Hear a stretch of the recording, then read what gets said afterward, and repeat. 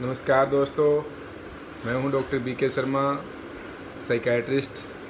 दोस्तों, आज की जो वीडियो है ये हम डालने जा रहे हैं स्लीप एंड इससे रिलेटेड प्रॉब्लम्स।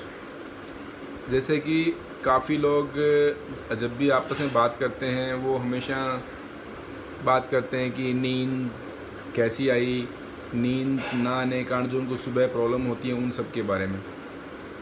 लगभग 20% हमारी पॉपुलेशन आज नींद की समस्या से पीड़ित है। नींद हमारी दिनचर्या का या हमारी लाइफ का एक बहुत ही अहम पार्ट है। अगर हम अच्छी तरह से नहीं सो पाते हैं तो हमारा अगला आने वाला दिन पूरा का पूरा ख़राब माना जाता है। हम ना अच्छी एनर्जी महसूस कर पाते, ना ही हमारा किसी काम में मन लगता। तो इस तरह से बहुत सारी प्रॉब्लम का हमें सामना करना पड़ता है। तो आज जो बात कर रहे हैं हम वो है इंसोम्निया, मीन्स नींद की समस्या। क्या है इंसोम्निया? कितने परसेंटेज लोगों को इंसोम्निया है? क्या इसके कारण होते हैं? क्या इसका इम्पैक्ट है? मीन्स अगर हमारे को नींद ना आए तो उसका क्या हमारे ऊपर असर पड़ता है, और क्या वो बेसिक टिप्स हैं जिसको अगर हम फॉलो करें तो हमारी समस्या जो नींद की है ठीक हो सकती है बगैर मेडिसिन के। तो वो सारी चीज़ें आज इस वीडियो के थ्रू हम बात करेंगे। इंसोम्निया एक ऐसी मानसिक बीमारी है जिसमें व्यक्ति को नींद आने में या उसको बनाए रखने में प्रॉब्लम होती है। अब इस बीमारी के लगभग, जैसे मैंने पहले ही बोला, 20% लोगों को ये बीमारी है। 1/5 of the society is suffering from this disease. अब कुछ जो कारण हैं इसके, उनके बारे में बात करते हैं। बहुत सारे कारण हैं नींद ना सही ढंग से आने के। सबसे अहम कारण, सबसे मेन कारण है हमारा प्रॉपर और रेगुलर रूटीन जो सोने का सही ना होना। मैक्सिमम लोग वही होते हैं जिनको नींद की समस्या होती है, जिनका जो सोने का या जागने का जो टाइम है वो फिक्स नहीं होता। कभी किसी टाइम सो रहे हैं, कभी किसी टाइम उठ रहे हैं, कभी वो डे में लेट उठ रहे हैं, कभी जल्दी उठ रहे हैं। इस तरह का जो रूटीन है जिसमें हम प्रॉपर अपना एक पैटर्न नहीं रख पाते सोने का जागने का, ऐसे लोगों को ये बीमारी सबसे ज़्यादा होती है। दूसरा सबसे अहम कारण है मानसिक समस्याएं, जिसमें डिप्रेशन है, एंजाइटी है, स्किज़ोफ्रेनिया है, बहुत सारी ऐसी बीमारियां हैं जिसके कारण इंसोम्निया की प्रॉब्लम होती है। थर्ड अहम कारण कुछ मेडिसिन्स हैं, कुछ दवाइयाँ ऐसी हैं जो हमारे को एक्टिवेट कर देती हैं, जैसे मोड अलर्ट है, कुछ एम्फेटामिन टाइप हैं, कुछ नशे की दवाइयाँ हैं जो हमारे को, या कुछ ब्लड प्रेशर है, कुछ शुगर है, इस तरह की बीमारियों की जो मेडिसिन हैं वो भी हमारे को इंसोम्निया, थायराइड की प्रॉब्लम की जैसे दवाई हैं वो भी इंसोम्निया कर सकती है। कुछ डिजीज़ हैं, फिजिकल डिजीज़ भी, जैसे मानसिक डिजीज़ की बात करें, जैसे शुगर की बीमारी, हार्ट की बीमारी, क्रोनिक हमारी बॉडी में पेन होना, हेडेक होना, कोई भी इस तरह की कोई बीमारी है, ये भी कुछ ऐसे कारण हैं जिनसे हमारे को नींद की समस्या हो सकती है। अगर मान लिया हमारे को प्रॉपर नींद नहीं आती है तो क्या क्या हमारी लाइफ में उसके इफ़ेक्ट आ सकते हैं, अब उसके बारे में बात करते हैं। Means impact of sleep problem. सबसे अहम, अगर हम रात को नहीं सो पाएंगे ढंग से तो हम दिन में सुस्त महसूस करेंगे, अब स्लीपी महसूस करेंगे। अगर हमें ड्राइव करना पड़े तो उससे एक्सीडेंट होने के चांसेस होते हैं। सेकंड, अगर रात को हम ढंग से नहीं सो पाते हैं तो सुबह फ्रेश नहीं फील करेंगे, तो हमारा जो एनर्जी लेवल वो कम होगा, तो हम काम में प्रॉपर वे में कॉन्सेंट्रेट नहीं कर पाएंगे। थर्ड, ऐसे लोगों को मेमोरी रिलेटेड प्रॉब्लम भी होती हैं।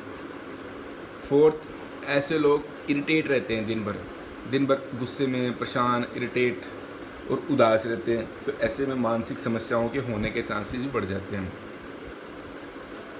ऐसे लोग यूजुअली प्रॉपर उनका रूटीन ना होने के कारण लेट उठना, क्योंकि दिन में रात को प्रॉपर सोए नहीं होते तो दिन में वो सोने की कोशिश करते हैं, तो ऐसे लोगों की जो फिजिकल एक्टिविटीज़ है वो भी कम होती है, तो ऐसे लोगों में मोटापा होने के चांसेस ही बढ़ते हैं।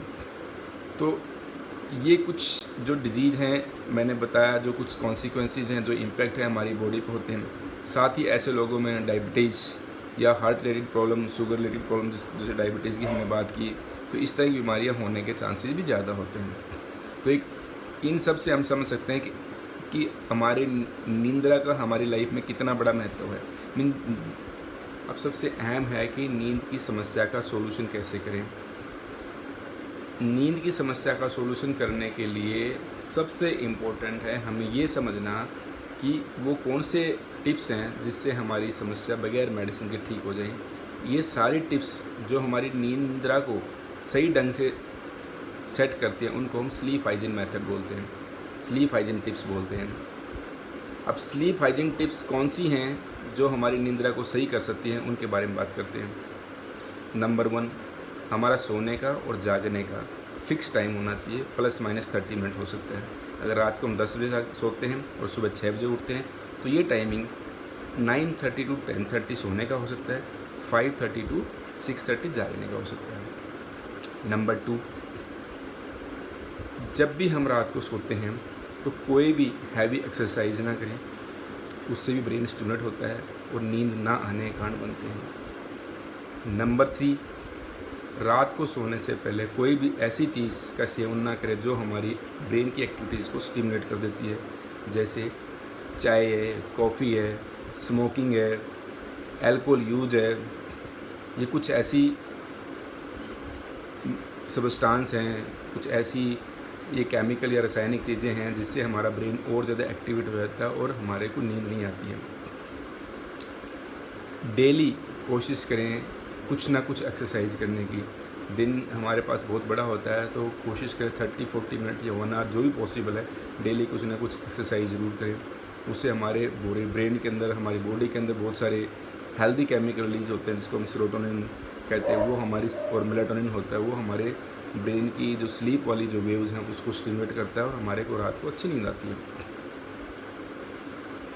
कोशिश करें नंबर 5 में कोशिश करें कि दिन में कोई भी निंद्रा का टाइम ना स्पेंड करें। 5th पॉइंट क्या है कि दिन में जितना हो सके आप सोना अवॉइड करें।